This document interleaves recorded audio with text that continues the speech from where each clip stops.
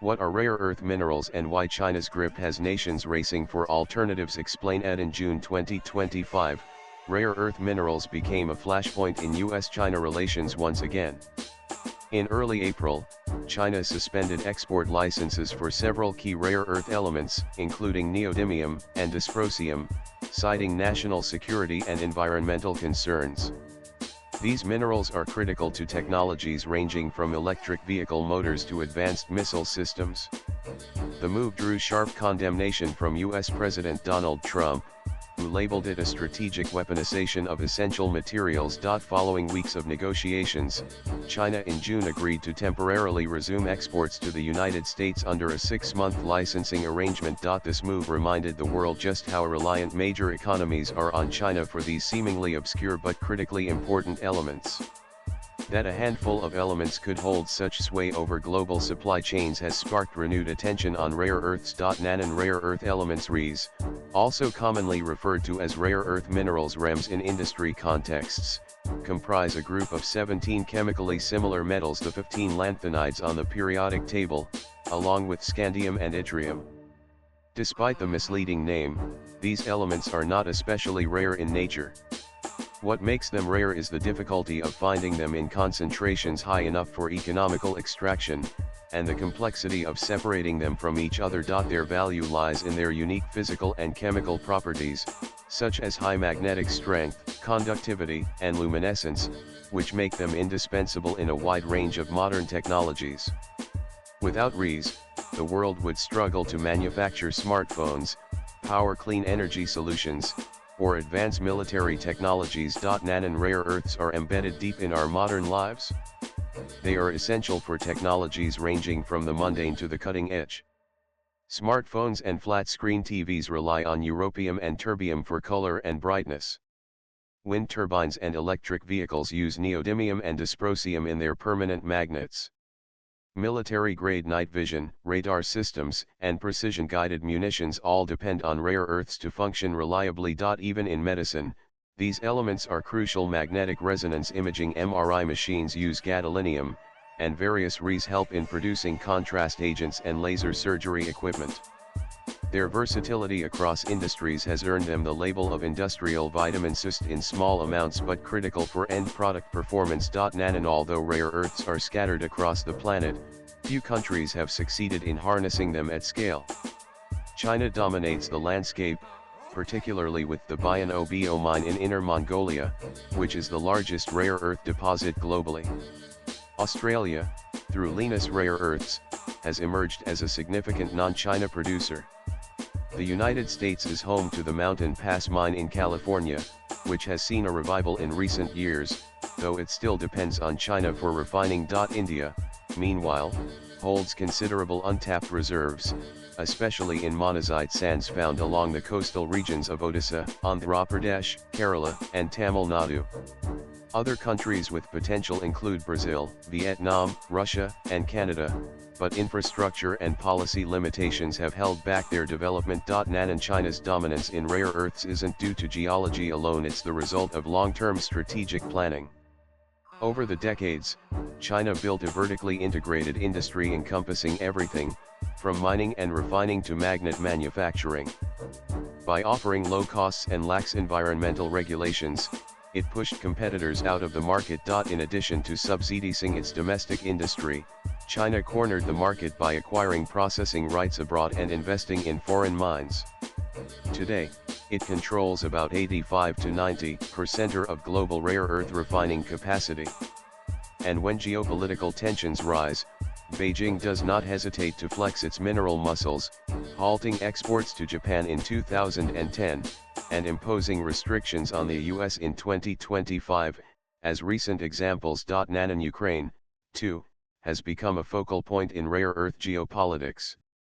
The country holds promising deposits of rare earth elements, particularly in regions like Kirovohrad and Zhytomyr.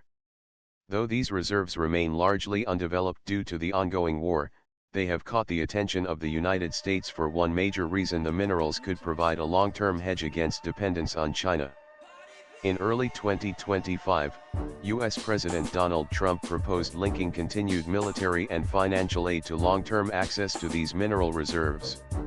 Arguing that rare earths were vital to U.S. national security and worth hundreds of billions, Trump framed the deal as a necessary exchange for the billions already committed to Ukraine's defense. Nanan processing rare earths is as much a chemical challenge as a logistical one.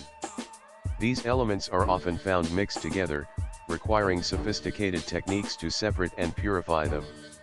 Moreover, the extraction process often generates toxic and radioactive waste, making it both environmentally hazardous and politically controversial. Western nations once had thriving rare earth industries but gradually offshored them to China due to high costs and environmental opposition. Now, as geopolitical risks rise, there's renewed urgency to reshore these capabilities despite the regulatory and financial hurdles involved. India faces similar challenges. Although rich in monazite sands, the country lacks large-scale refining units and downstream industries that can turn raw material into usable components like magnets or phosphors.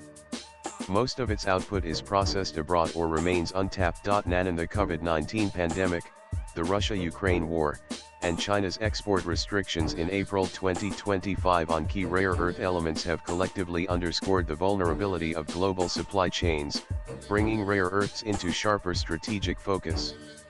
In response, India has long held a geological advantage in rare earth elements, particularly through monaziteric beach sands along its eastern and southern coasts. However, policy constraints and institutional bottlenecks have limited its ability to capitalize on this potential. The sector remains dominated by IREL India Limited, a public sector enterprise under the Department of Atomic Energy (DE), which oversees the exploration and processing of monazite due to its thorium content. Under current regulations, monazite is classified as a prescribed substance under the Atomic Energy Act, 1962, which effectively bars private players from mining it. In addition, restrictions on the export of unprocessed rare earths requiring clearances from both the DE and the Directorate General of Foreign Trade further dampen commercial incentives. Recognizing the strategic urgency, the government introduced a critical minerals strategy in 2023 and has accelerated exploration through the Geological Survey of India (GSI) and Mineral Exploration and Consultancy Limited (MECL). Production-linked incentive (PLI) schemes aimed at boosting electric vehicle and electronics manufacturing are indirectly creating demand for rare earth-based components such as magnets, batteries, and phosphors. However, without reforming mining laws, enabling responsible private sector participation, and investing in large-scale refining and magnet-making infrastructure, India risks remaining a supplier of raw material rather than a stakeholder in the rare earth value chain. Nanan China's rare earth industry has caused severe environmental damage in regions such as Inner Mongolia, particularly around the Baotou area, where years of rare earth processing have produced toxic sludge ponds and radioactive tailings. The tailings dam near Baotou, referred to as the Rare Earth Lake, has contaminated soil and water, exposing nearby communities to long-term environmental and health risks. Additionally, human rights concerns have surfaced regarding the use of forced labor in China's Xinjiang region, with some allegations linked to industrial supply chains, including critical minerals. Meanwhile, illegal and unregulated rare earth mining in Myanmar, especially in the Kachin state, has raised alarms over deforestation, land degradation, and labor exploitation, much of it feeding into Chinese processing facilities. As countries like India and others work to scale up rare earth production, there is a growing international consensus that new supply chains must prioritize not just security and self-reliance, but also environmental and ethical sustainability. Ethical sourcing, community consultation, and cleaner refining technologies will need to become non-negotiable pillars of any responsible rare earth expansion. Nanan the next chapter in rare earths will be shaped by innovation as much as geopolitics. Research is underway into synthetic substitutes for rare earth magnets, while recycling initiatives are gaining momentum under the banner of circular economy. Deep-sea mining, though highly controversial, also looms as a potential game changer, with rich deposits found on the ocean floor. India, the US, the EU, and others are now treating rare earths not just as resources but as strategic assets. control over them could define technological sovereignty for decades to come. Non rare earth minerals are no longer viewed merely as industrial inputs, they have become strategic commodities essential to national security, advanced manufacturing, and clean energy transitions. Their limited availability in extractable forms, complex processing requirements, and widespread applications have turned them into a focal point of global competition. Swipe left for next video. China's long-standing dominance over refining and supply has exposed systemic vulnerabilities, prompting countries around the world to diversify their sources and invest in alternative supply chains. For India, this global push presents both a challenge and a window of opportunity.